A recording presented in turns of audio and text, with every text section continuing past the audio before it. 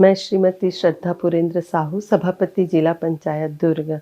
और इससे पहले मैं एक समाज सेविका के तौर पे पिछले 10 सालों से काम कर रही हूँ प्लास्टिक मुक्त अभियान के लिए।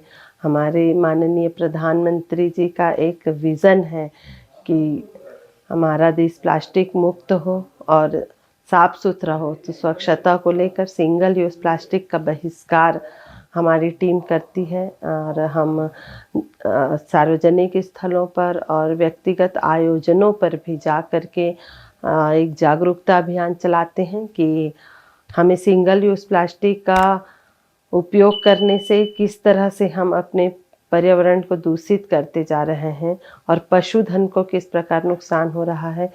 हमारे गांव में स्वच्छता को लेकर क्या असर हो रहा है, उसका कचरे के कारण हमारा गांव कैसा दिखता है और बिना कचरे के कैसा होगा, ये कल्पना करके हम लोगों को जागरूक करने में काफ़ी सफल हो रहे हैं। और ये बर्तन बैंक की शुरुआत हमने 2014-15 में किया था और आज काफ़ी लोगों में जागरूकता आई है। घर में पहले छोटे छोटे कार्यक्रम होते, फिर हम लोग महिला लोग सब इकट्ठे होकर हम महिला दिवस मनाते और बहुत सारे ऐसे आयोजन करते। तो जब आयोजन के बाद हम जो जिस पात्र में खाए रहते थे, थर्मोकोल के प्लेट्स हैं और प्लास्टिक कोटेड पत्तल, डिस्पोजल प्लास्टिक के चम्मच, तो जब इसका कचरा देखते थे का आयोजन के बाद तो लगता था कि इतना कचरा, इसको बाहर हम फेंक के आते, फिर वहीं से हम रोज़ गुजरते हैं, तो मन कहीं ना कहीं विचलित होता था बहुत ज़्यादा। फिर मुझे ख्याल आया कि पहले तो ऐसा नहीं होता, इतने लोग तो पहले भी खाना खाते थे। तो मुझे फिर मैं अपने बचपन में गई और याद की कि जब मेरे यहाँ भी ऐसा आयोजन होता था तो पड़ोसियों से भी बर्तन आते थे और पड़ोसियों के यहाँ कार्यक्रम होता था तो हमारे घर से भी बर्तन जाते थे। थाली, गिलास, कटोरी, चम्मच अक्सर ये मांगने की परंपरा थी कि कुछ मेहमान मेरे घर आए हैं दीदी, तो आपके यहाँ से मुझे 10 थाली चाहिए।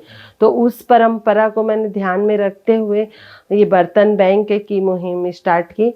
मन में ख्याल आया कि आज तो मांगने से लोगों को हिचकिचाहट होगी।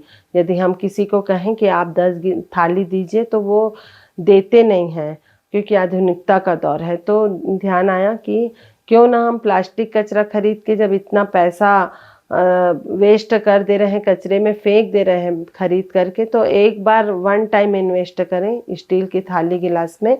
और बस मैंने 11,000 रुपये लेकर इस मुहिम की शुरुआत की थी और अपने पड़ोसियों को ही दिया था मैंने। जन्मदिन का एक कार्यक्रम था, मुझे याद है कि उन्होंने कहा कि अपने बच्चे के जन्मदिन में आना है दीदी, तो मैंने कहा कि एक सजेशन मेरा मानोगी क्या, मैं आपका हेल्प करूंगी। और ये बर्तन मैंने नए खरीदे हैं, अगर आप इसको यूज़ करते हैं तो आप ये निःशुल्क ले जाइए और आप प्लास्टिक का जो खरीदेंगे दोना पत्तल, उसका पैसा जो बचेगा उससे किसी बहन को रोजगार दे दीजिएगा। तो ऐसा इसकी शुरुआत मैंने किया था और वो सहज ही स्वीकार की और बहुत ही आनंद आया था उस दिन। जितने लोग इकट्ठे थे, करीब 50-60 लोग जन्मदिन के उपलक्ष्य में आए थे, तो सभी ने तारीफ किया कि नया नया थाली गिलास था, देखने में और खाने में बहुत अच्छा लगा। और जब हमने औसत लागत निकाला तो जो हम प्लास्टिक का कचरा खरीदते उससे बहुत कम में ही मैनेजमेंट हो गया था, क्योंकि जीरो कचरा में और प्लास्टिक का जितना पैसा हमारा बचा उसके आधे पैसे में हमने किसी को रोजगार दे दिया बर्तन धोने के लिए। तो इससे फिर हमको लगा कि हमारा कचरा घर के बाहर नहीं फेंका गया, पशुधन ने प्लास्टिक नहीं खाया, प्लस हमने किसी को रोजगार दिया और अन्न की भी बर्बादी नहीं हुई।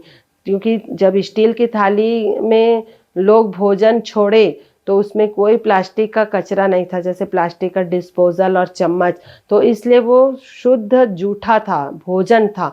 तो जब हमने उसको इकट्ठा किया तो वो किसी गली में घूमने वाले डॉग ने या गौ माता ने खा लिया।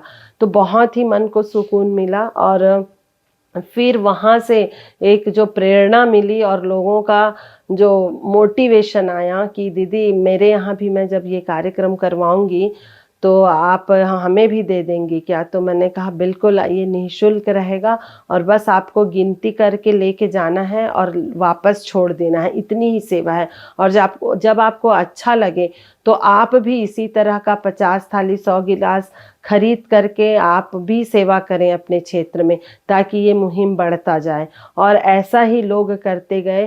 फिर बहुत दूर दूर से हमारे पास लोग आने लगे। तो मेरे पास जब कम पड़ जा गया 100 थाली 100 गिलास, तो फिर मैंने घर में बात की कि इसके लिए ज़्यादा बजट की आवश्यकता है। तो फिर पतिदेव ने सहज स्वीकार किया और मैंने अपना थाली गिलास फिर 500 कर लिया। फिर 500 करने के बाद लोग दूर दूर से आने लगे, बाइक से आते थे और पीछे बांध के ले जाते थे। और कभी कभी तो मैंने भी रेलवे स्टेशन छोड़ा, अपने बाइक से अपनी सहेलियों को कभी बैठाई, कभी बच्चों को बैठाई पीछे, सामने भी मैंने थाली रखा, पीछे गिलास पकड़ा दी थैले में भर के और रेलवे स्टेशन छोड़ा। वहाँ से फ़ोन कर दी, जिनको आवश्यकता था वो रेलवे स्टेशन से ड्रॉप कर लिए बर्तन। तो ऐसे करके हमने इस पे बहुत ज़मीनी स्तर पे काम किया और लोगों का बहुत सपोर्ट रहा। अगर कोई एक व्यक्ति अपने घर के आयोजन में लेके गया है तो वो एक बड़ी सफलता के रूप में हमें दिखा है, क्योंकि वहाँ पर अगर 500 लोग भोजन किए हैं तो वो उसमें से अगर 5 लोग प्रेरणा लेके गए तो ऐसा कारवां बनता गया। और आज दुर्ग जिले में लगभग 170 गांव में बर्तन बैंक की स्थापना हो चुकी है। दुर्ग जिले के साथ साथ हमने 23 जिलों में इस मुहिम को आज फैला चुके हैं और बहुत ही अच्छा काम बर्तन बैंक के सदस्य कर रहे हैं, जो पर्यावरण के क्षेत्र में एक वरदान साबित हुआ है। और ये संदेश हमारे मोदी जी, हमारे प्रधानमंत्री जी हर कार्यक्रम में देते हैं स्वच्छता का संदेश, और उनका हम लोग उनके इस मुहिम को हम सब आगे बढ़ाने के लिए तत्पर हैं।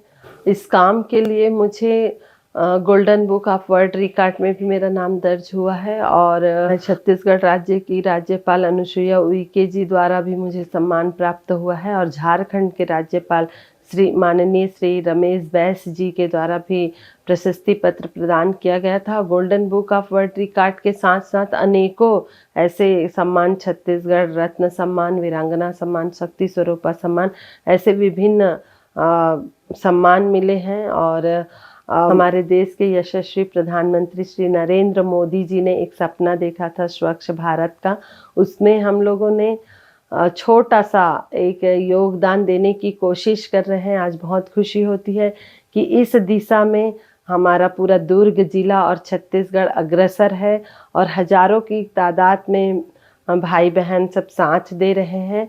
और एक सपना है कि छत्तीसगढ़ के साथ साथ हमारी भारत भूमि भी प्लास्टिक मुक्त हो। सिंगल यूज़ प्लास्टिक का हम दोहन कम करेंगे, उपयोग कम करेंगे तो निश्चित ही हम कचरे से मुक्ति पाएंगे। और इस दिशा में बहुत ही अच्छा काम बर्तन बैंक की टीम कर रही है और इस मुहिम को आगे ले जाने में आप सबका सहयोग वंदनीय है।